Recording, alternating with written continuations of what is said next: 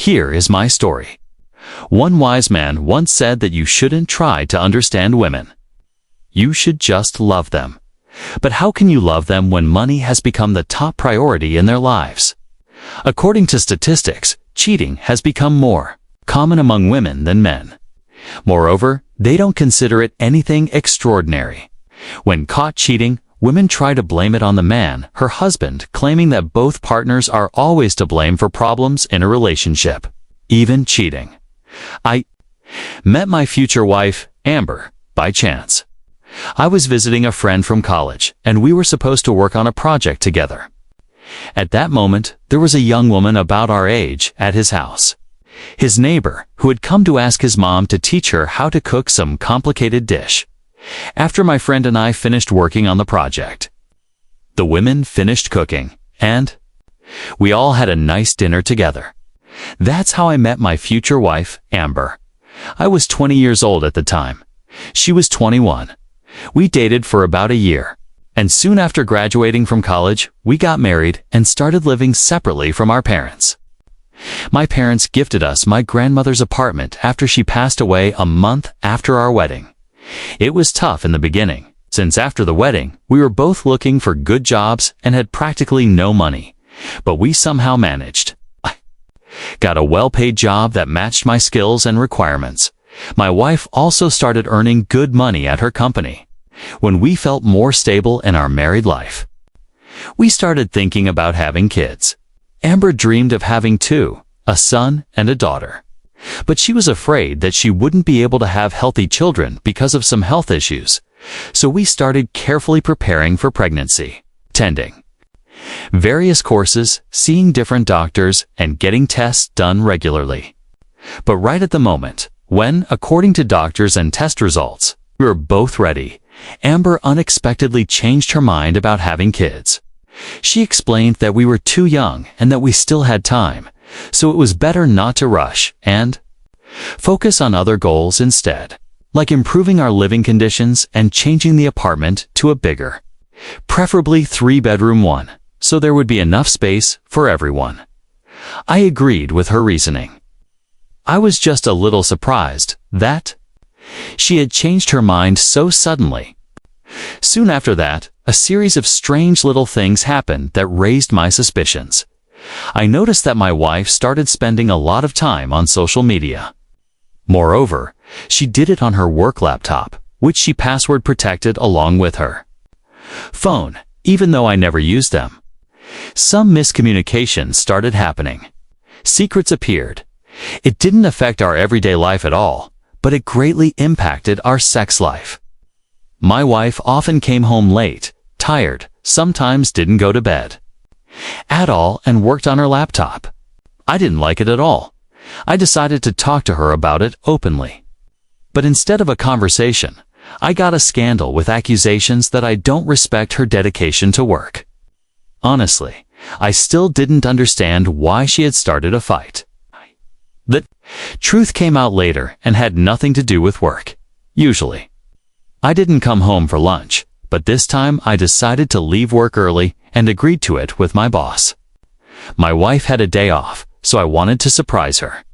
I bought flowers and wanted to invite her to a restaurant so we could have a calmer, more relaxed conversation, and hopefully it would encourage her to have an honest talk. But when I came home, I immediately saw from the hallway that some sexual activities were happening in the kitchen. Amber and a man, noticing my presence, shuddered and jerked away from each other. They picked up the clothes scattered on the floor and quickly got dressed. Then my wife tells me that the time for an honest conversation has come. I didn't expect such cynicism and cold-blooded tone from my wife, and it made me furious. Threw the book at her and started yelling at her to get out of the apartment with her lover. I don't remember what else I was shouting in a burst of anger and resentment. We stood against each other. The man tried to say something and even calm me down, but I pushed his hand away and punched the stranger twice in the face.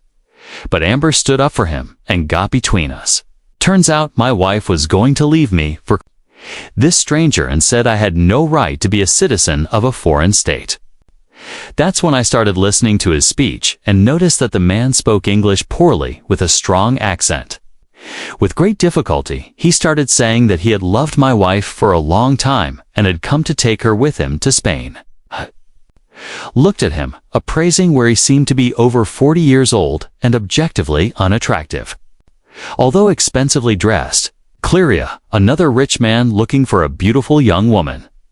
The puzzle in my head quickly came together once when cleaning the apartment and putting away the clean clothes. I found a couple of books in her underwear drawer. One was an English-Spanish phrase book, the other completely in Spanish, and another one was a textbook for learning Spanish from scratch. Back then, I was just surprised but didn't make much of it. Maybe my wife wanted to learn something new and then travel with me to Spain or another Spanish-speaking country during vacation. Now, I understood that all her secret correspondences stealthed those foreign language textbooks. It was all because of her lover. What a fool I was for not realizing it immediately. Turns out, they were waiting for me to come back from work just in the evening and were going to announce that they had been exchanging letters for about a year already and had been in a secret relationship for almost a month. My wife said she loved this man very much, that she had met the Spaniard online, that they fell in love and he had come for her. He was good, kind, polite, well-mannered, chivalrous, naturally better than me in every way. So she was going to go to Spain with him and live in the port city of Malaga. She said all the divorce papers were already prepared and I could sign them right then. She had already put down her signature. She had packed the belongings she needed for the first little, while I could throw out about the rest because her lover promised to buy her everything new. They were flying out in 2 weeks, plane tickets already purchased. The only thing I managed after that detailed story was to punch that Spaniard in the stomach several times, which made him hastily flee the house. What shocks me is Amber's audacity. As she tried to scold me for such behavior without saying anything, I grabbed her by the hair and pushed her out onto the street, slamming the door right in front of her nose. Soon after, her packed suitcases went flying as well because she started yelling that she would call the police if I didn't give them back. I didn't feel any regrets over my behavior. On the contrary, I barely held back from slapping Amber herself in the face. If her lover is so well off, he can get her a hotel room and take her to live with him.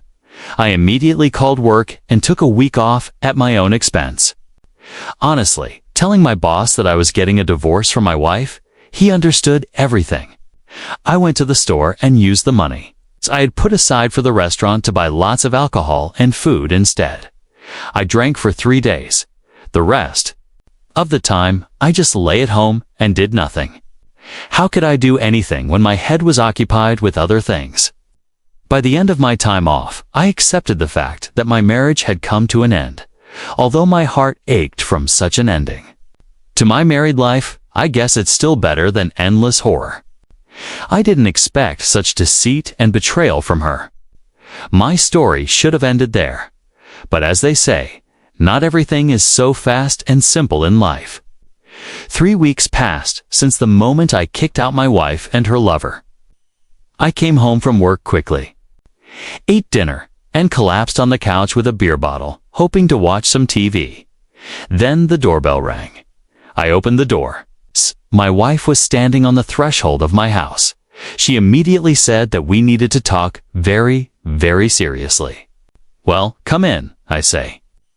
We can talk if we need to. How? I gloated. I can't put it into words for you. Turns out, this Spaniard had his sights set on not just my wife in America. Aside from her, he had 7 other women. Naturally, he chose only one, and it wasn't my wife at all. He flew off to Spain on those same plane tickets with a 19-year-old girl while he robbed Amber. Taking all her money, savings, and expensive jewelry, my wife returned to her mom's and lived with her for a whole week while she lived there. She thought about me all week and remembered our life together. She realized how much she had lost when she left me and that she simply couldn't live without me. She confessed with fake tears in her eyes that she had made a huge mistake, that she actually loved only me, that she deeply regretted her behavior, and asked me to forgive her. She understands that forgiveness won't come right away, but she is ready to work on herself and make every effort to fix her mistakes, that nothing like this will ever happen again. She wants to have kids with me and agrees to all the conditions. I said. Of course, she was interested whether I had signed the divorce papers or not. Said, okay, I'll think about it. Come see me in like 3 weeks, and then I had signed the papers, even though I actually hadn't at that point. I said, say then, it's better she leaves now, because some girls were supposed to come over to my place. You should have seen her face when I mentioned other women. I didn't care that it was a lie. I didn't regret my little prank. When my wife came 3 weeks later, I was seriously set on divorce, had signed all the documents and submitted them to court. Amber seemed to burst at that moment. She said that everything she had done was one huge mistake and that she didn't want to lose me. She threw herself on my neck and cried loudly without the fake tears this time. I felt sorry for her, but I didn't have any tender feelings left for her. I couldn't forgive the betrayal and deceit I suffered, and I doubt I ever could. When we got divorced, I felt true relief and freedom. As it turned out, after the divorce, my grandmother's apartment remained mine. So I was at ease and enjoyed the solitude for some time. After the divorce, Amber still hung around me and kept asking for forgiveness for her wrongdoing, probably hoping I'd give our relationship another chance, but it didn't happen. She moved back in with her parents, and that's where our communication ended completely. I don't know how she lives now, and I never thought about it. While I'm still young, I can focus on myself and live as I please. That's the story. If you liked it, please support us with a link as well as subscribe to our channel right in the comments. What do you think about the story? Thank you for being here with us.